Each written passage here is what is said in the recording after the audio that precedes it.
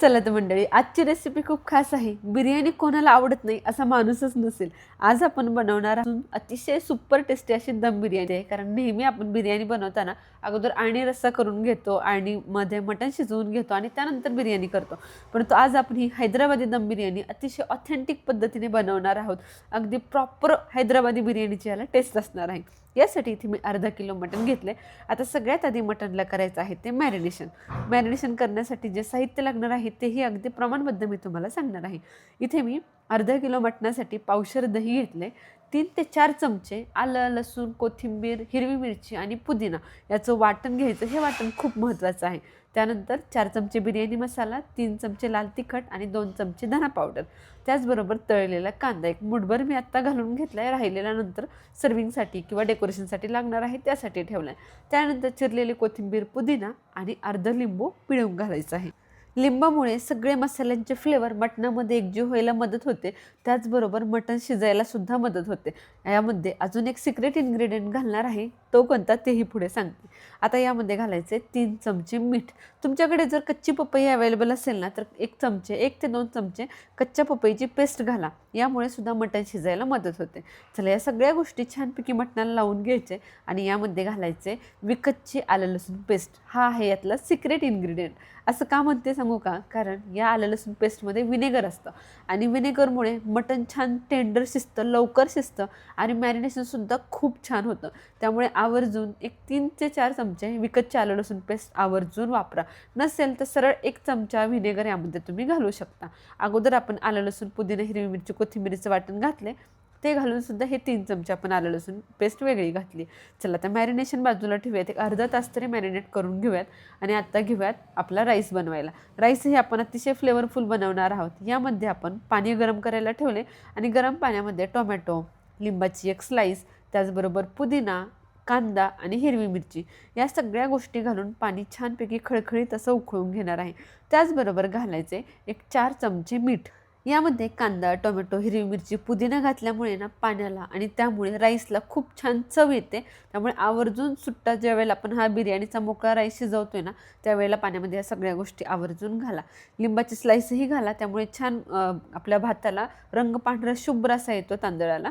चला, तर पाण्याला छान खळखळीत उकळी आली की अर्धा किलो नफीस तांदूळ मी 2 तास भिजवून ठेवला होता तो यामध्ये घालून घेतला आहे आणि आता छानपैकी तांदूळ शिजवून घेऊयात. तांदूळ घातल्या लगेच चमच्याने एकदा मिक्स करून घ्या आणि त्यानंतर त्याला शिजू द्या. अगदी 80 ते 90% तांदूळ आपण इथे शिजवून घेणार आहोत. राहिलेला 10 ते 20% तांदूळ आपण दममध्ये शिजवून घेणार आहोत. तांदूळ अतिशय सुंदर असा इथे शिजला गेला आहे. तुम्ही बघू शकताय. खूप जास्त पटकन तुकडाही पडत नाही आहे आणि खूप जास्त तो कडकही राहिला नाही आहे. अगदी परफेक्ट असा मी इथे 80% तांदूळ शिजवून घेतला आहे. तांदूळ बाजूला ठेवते. तांदूळ लगेच पाण्यातून काढून घेतला आहे आणि आता घेऊयात आपली बिर्याणीची मेन फोडणी करायला. 6 ते 7 चमचे तेल, त्यामध्ये 3 ते 4 चमचे तूप घालून घ्या. जेवढं तुम्हाला तूप आवडत असेल ना बिर्याणीमध्ये तेवढं घाला, कारण तुपामुळे बिर्याणीला टेस्ट छान येते. आता 4 ते 5 वेलची, त्याचबरोबर तमालपत्र, लवंग, काळी मिरी, दालचिनी आणि मोठी वेलची आणि 2 चमचे शहाजिरी घालून घ्या. हे खडे मसाले आवर्जून तेल आणि तुपावरती घाला. यामुळे खूप छान फ्लेवर येणार आहे आपल्या बिर्याणीच्या मसाल्याला. आता हे सगळे मसाले छान परतले गेले की यामध्ये हे केलेलं मॅरिनेशन घालून घ्यायचं, मटण घालून घ्यायचं. सगळा जो काही मसाला आपण तयार केला होता तो घालून घ्यायचा आणि हाय फ्लेमवरती हे मटण आपल्याला 5 मिनटं परतवून घ्यायचे. तेल गरम असावं, मसाले छान तळलेले असावेत आणि गरम कडकडीत तेलामध्ये हे मटण घालायचं आणि हाय फ्लेमवरती मटण परतवायचं. जेवढं तुम्ही छान मटण परतवून घ्याल ना तेवढे तुमचे पीसेस अगदी टेंडर असतात. त्यामुळे हाय फ्लेमवर मटण घातल्यानंतर परतणं खूप गरजेचं आहे. जेवढं तुम्ही छान परतवून घ्याल तेवढं दह्याला आणि मटणाला, त्याचबरोबर सगळं बाकीचे साहित्य घातले ह्या सगळ्या गोष्टींना छान पाणी सुटायला सुरुवात होते. अतिशय सुंदर असे पीसेस आपले इथे आता 5 मिनटं परतल्यानंतर तयार झालेत. आता यावरती झाकण ठेवून आपण याला शिजवून घेणार आहोत. पाणी वगैरे काही आपण अजूनही घातलेलं नाही आहे. फक्त मी याला परतवून घेतलं. याचं अंगचंच पाणी सुटले. त्यावरती 5 ते 10 मिनटं मी याला ठेवून दिले. 10 मिनटानंतर छान याला तेल सुटले. आता झाकण ठेवून अगदी लो फ्लेमवरती आपण याला वाफलू द्यायचं, कारण जेवढं हे वाफवलं जाईल तेवढा त्याचा फ्लेवर खूप छान बाहेर पडणार आहे. सुंदर असं तेल सुटायला लागले. आता तांदूळ शिजवलेलं जे पाणी होतं ना, गरम पाणी, ते गरम पाणीच यामध्ये 2 कप मी घालून घेते. खूप जास्त पाणी घालायची ही गरज नाही आहे. फक्त 2 कप गरम पाण्यामध्ये हे मटण आपण शिजवून घेणार आहोत. बिर्याणीसाठी ज्यावेळेला आपण मटण कच्चं वापरतो त्यावेळेला ते शिजवून घेणं खूप गरजेचं आहे. परंतु शिजवताना खूप जास्त पाण्याचा वापर करू नका, कारण बिर्याणीची ग्रेव्ही आपल्याला अगदी लफलफीत अशी लागते. खूप जास्त याच्यामध्ये पाणी असतं कामा नये. आता झाकण ठेवून एक 15 मिनटं मटण मी छान शिजवून घे. 15 मिनटामध्ये मटण खूप सुंदर असं शिजतं आणि पाणीसुद्धा तेवढं अगदी परफेक्ट असं पुरतं. चला आता मटण आपलं इथं शिजलं गेले. तुम्ही बघू शकता ग्रेव्हीची कन्सिस्टन्सी किती परफेक्ट अशी आली आहे. त्याचबरोबर मटणही आपलं शिजलं आहे का तेही एकदा चेक करून घेऊयात. अगदी मऊ असं हे मटण आपलं शिजले. सहजपणे हे तुटतं आहे आणि हाडकापासून वेगळंही होतं आहे. त्यामुळे हे मटण आता या स्टेजला बिर्याणीसाठी तयार झाले. आता घेऊयात लेअरिंग करायला. गॅस अगदी लो ठेवायचा. लो फ्लेमवर असताना आता वरती घालायचा एक मटण मसाला 1 चमचा आणि बिर्याणी मसाला 1 चमचा. आता यावरती जो काही शिजवलेला तांदूळ होता तो घालून घ्यायचा. आता तांदळामध्ये जे काही खडे मसाले असतील ते फक्त काढून घ्या. कांदा, टोमॅटो, पुदिना त्यातच राहू द्या, कारण हे सगळ्या गोष्टींना बिर्याणी खाताना खूप छान फ्लेवर येतो यामुळे. आणि टोमॅटो आपण असंही मटण बिर्याणीमध्ये वापरत नाही, तो फक्त आपण राईसमध्ये वापरला आहे, तेवढा तुम्ही मटण बिर्याणीमध्ये वापरू शकता. चला आता वरून बिर्याणी मसाला परत एकदा भुरभुरून घ्यायचा. त्याचबरोबर तळलेला कांदा, कोथिंबीर, पुदिना हा एका लेअरला भुरभुरून घेतला की लगेच घालून घ्यायचा आहे हा तांदळाचा दुसरा लेअर.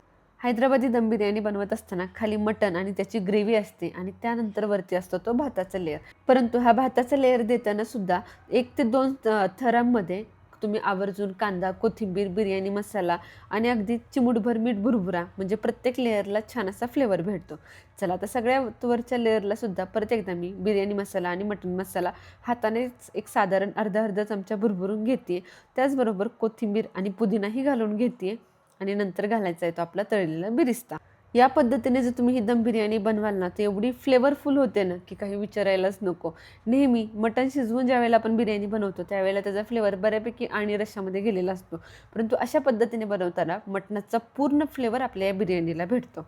चला आता वरून तूपही घालून घेते. तूप आवर्जून घाला. 1 2 ते 3 चमचे तूप घालायचं आणि तूप घातल्यावरती 1 कप तांदूळ शिजवलं जे पाणी होतं ते गरम करून वरून घालून घ्या. आता इथे मी पाणी घालतानाचा व्हिडिओ दाखवायचा राहिला, परंतु 1 कप पाणी आवर्जून वरून घाला. त्याशिवाय तुमचा तांदूळ राहिलेला 15 ते 20% अजिबातही व्यवस्थित शिजत नाही. त्यामुळे 1 कप गरम पाणी घालणं खूप जास्त गरजेचं आहे. चला आता तव्यावरती ठेवून मी अर्धा तास छानपैकी या बिर्याणीला दम दिला आहे. परफेक्ट अशी आपली हैदराबादी मटण दम बिर्याणी इथे तयार झाली आहे.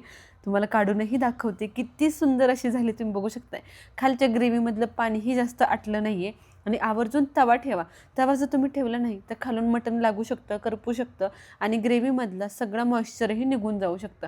त्यामुळे बिर्याणी नेहमी तव्यावरती दम द्यायला ठेवा आणि वरून झाकणही अगदी पॅक ठेवा, जेणेकरून हवा अजिबातही बाहेर जाणार नाही. सुंदर अशी दम बिर्याणी मी आता सर्व करून घेते.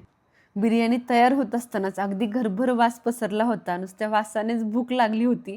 इतकी सुंदर अशी दम बिर्याणी तयार झाली होती. याबरोबर मी गाजराची कोशिंबीरही सर्व केली, त्याचबरोबर कांदा, लिंबू. चला आता टेस्ट करून बघूयात कशी झाली ही दम बिर्याणी. मटण तुम्ही बघू शकता, अतिशय सॉफ्ट असे हे मटण शिजले. अगदी हाडकापासून सहजपणे ते वेगळं होतंय. कुणाला वाटणारच नाही की तुम्ही हे अख्खं कच्चं मटण आहे असं वापरून दम बिर्याणी केली. इतकी सुंदर होते आणि कच्च्या मटणामुळे ना फ्लेवरही अफलातून असा बिर्याणीला आला आहे. चला कशी वाटली आजची बिर्याणी मला कमेंट सेक्शनमध्ये नक्की सांगा. तुम्ही कधी या पद्धतीने ही हैदराबादी दम बिर्याणी ट्राय केली नसेल तर नक्की ट्राय करून बघा. रेसिपी आवडली असेल तर लाईक करा, बनवायची असेल तर सेव्ह करा, कोणाकडून बनवून घ्यायची असेल तर शेअर करा आणि अशा चमचमीत झणझणीत रेसिपींसाठी आपल्या शुभज्योत रेसिपी चॅनलला सबस्क्राईब करायला विसरू नका. तसेच खाली दिलेल्या बेल आयकॉनलाही क्लिक करा, म्हणजे येणारी एकही रेसिपी तुमच्याकडून मिस होणार नाही. भेटूया पुन्हा एकदा अशाच चमचमीत रेसिपीसोबत.